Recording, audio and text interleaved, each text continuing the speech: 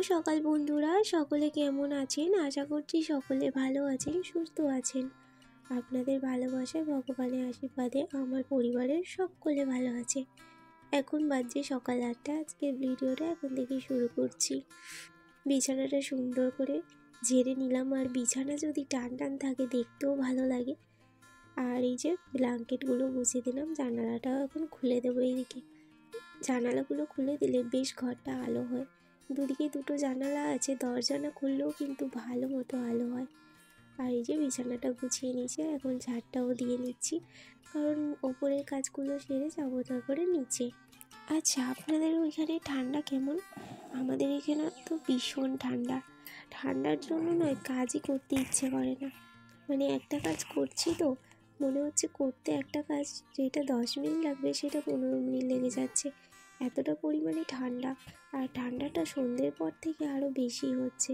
তো উঠতে একটু দেরি হয়ে গেছে, সেই জন্য আর টিফিনের জন্য কিছু বানানোর আমার সময় নেই। সেই জন্য আমার হাজব্যান্ডকে বলেছিলাম, বাজার যাচ্ছ তো একটু চপ নিয়ে আসিও, আর আজকে বাজার থেকে একটু ছোটো মাছ নিয়ে আসিও, কারণ বড় মাছ তো প্রায় দিনই খাওয়া হয়। তো আজকে কিন্তু ছোটো মাছও পেয়েছে, মোরলা মাছ। আর বাবুর জন্য একটা মৃগেল মাছও নিয়ে এসেছে, কারণ ও তো এত ছোটো মাছ খেতে পারবে না, আর গলায় যদি কাঁটা লেগে যায়, সেই কারণে ওর জন্য একটা বাটা মাছ নিয়ে এসেছে। দেখতেই পেয়েছেন, এখানে আমি মাছ ভাজছি, চলে এসেছে আমার ছেলে। মাছগুলো নিয়ে এখন ঘাটাঘাটি শুরু করে দিয়েছে। তো মাছগুলো বেছে ধুয়ে রাখলাম, অনেকটাই মাছ নিয়ে এসেছে। মোরলা মাছ, আমাদের এইখানে এটাকে ময়া মাছ বলে। তার সাথে আরও কিছু ছিল, ছুঁই মাছ, তারপরে একটু ছোট ছোট চিংড়ি মাছ, আরও ওই 3 রকম মাছ পাইলে ছিল। তো অনেকটাই, প্রায় 40 টাকার 250, অনেকটাই হয়েছে মাছ। তো 2 রকম মাছটা করব। আর আমার স্নানও হয়ে গেছে, স্নান সেরে চলেছি। শীতকালে সব থেকে বড় কাজ হচ্ছে স্নানটা করে ফেললে মনে হয় যেন অনেকটা কাজ এগিয়ে গেল।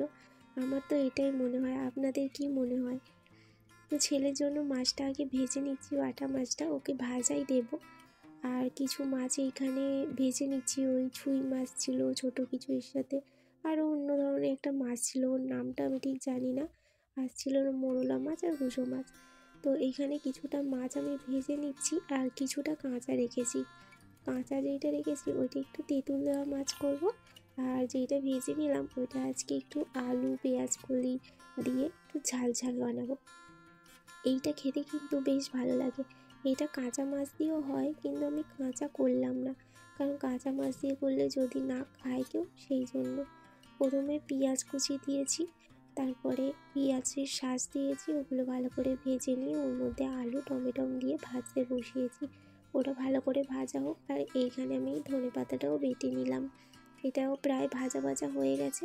ওর মধ্যে আদা বাটা, রসুন বাটা, জিরে বাটা দিয়ে আর একটু ভালো করে কষিয়ে লবণ দিয়ে দিলাম, দিয়ে ভালো করে কষিয়ে নিচ্ছি। এবার আমি এর মধ্যে জল ঢেলে দেবো। আর এইরকম সরু সরু আলু দিয়ে আমার ঠাম্মা রান্না করতো এই মাছের ঝাল, মোরলা মাছের ঝাল, ভীষণ টেস্টি হতো। অত সুন্দর হয়তো আমি বানাতে পারবো না, কিন্তু ঠাকুমার মতোই আজকে করার চেষ্টা করলাম। এটাকে অনেকে বাটি চচ্চড়িও বলে মাছের, মানে ছোটো মাছের চচ্চড়ি যেটা বলে। এটা কাঁচা কলা পাতার মধ্যে দিয়েও অনেকে করে, কিন্তু আমি ওইভাবে করলাম না, কারণ ওইভাবে সবাই পছন্দ করে না, সেই জন্য একটু ধনে পাতা দিয়ে দিয়েছি ওপর থেকে, দিয়ে এবার ফুটিয়ে নামিয়ে নিয়েছি। আমার রান্না কমপ্লিট হয়ে গেছে। তো রান্না হয়ে গেছে যেহেতু গ্যাসটাও মুছে নিচ্ছি, কারণ এইটা পরিষ্কার না করলে আমার যেন আবার কেমন কেমন একটা লাগে। আর এখানে দেখুন আমার সব রান্না কমপ্লিট। আজকে রান্না করেছি ধনেপাতার চাটনি, ওটা তো বাটা হয়েছে, আর তার সাথে শিম ভাজা হয়েছে, আর আলু দিয়ে ছোটো মাছের চচ্চড়ি, টক হয়েছে, আর এখানে তেঁতুল দেওয়া মাছ হয়েছে। অনেকটা সময় পেরিয়ে গেছে, এখন সন্ধ্যা। তো এক্ষুনি সন্ধ্যা দেওয়া হলো, মা সন্ধে দিল, আর আমি এখানে চাটাও বসিয়ে দিয়েছি। সন্ধ্যা হলেই তো চা খেতে সবারই মন চায়, ঘন ঘন একটু দুধের চা। তো এই যে চায়ের পাত্রটা কিনে কিন্তু বেশ ভালোই হয়েছে।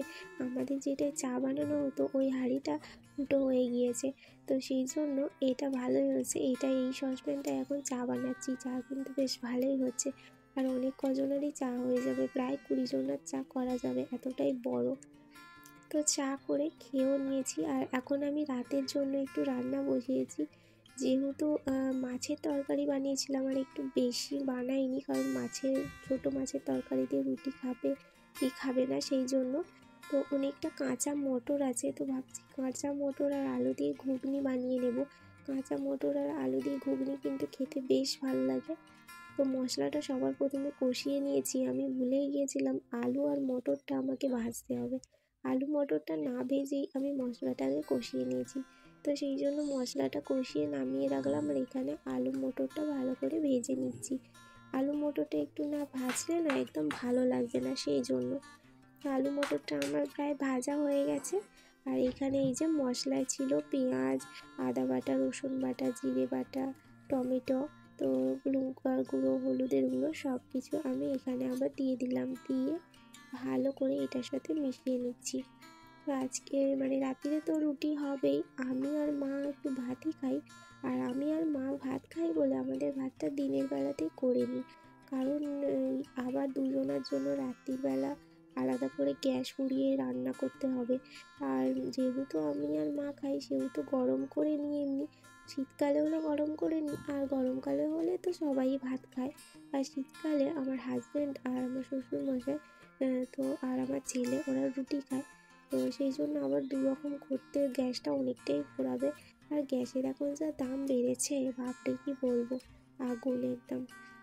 তো এই যে নেড়ে চেড়ে ভালো করে ঢাকা দিয়ে দিয়েছিলাম জল দিয়ে।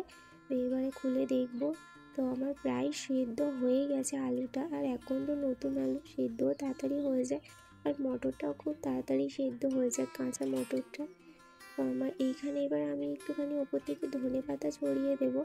আর এখন তো ধনেপাতা মানে দিলে সব তরকারি খেতে ভালো লাগে, কিন্তু অফ সিজনে এতটাও ভালো লাগে না। এই সিজনে তুমি ধনেপাতা যাতেই দাও না কেন তাতেই ভালো হয়। তো আমার তরকারিটা হয়েই গেছে, এবার আমি তরকারিটা নামিয়ে নেব। তো বন্ধুরা, আমার ভিডিওগুলো আপনাদের কেমন লাগছে অবশ্যই কমেন্ট করে জানিও।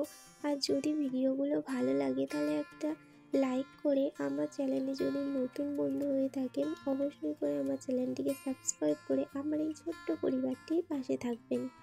তো আমার ঘুগনি কমপ্লিট, আর আজকে বড়ি দিয়েছিল ওটাই আমি ওপরে নিয়ে এসে রেখে দিলাম।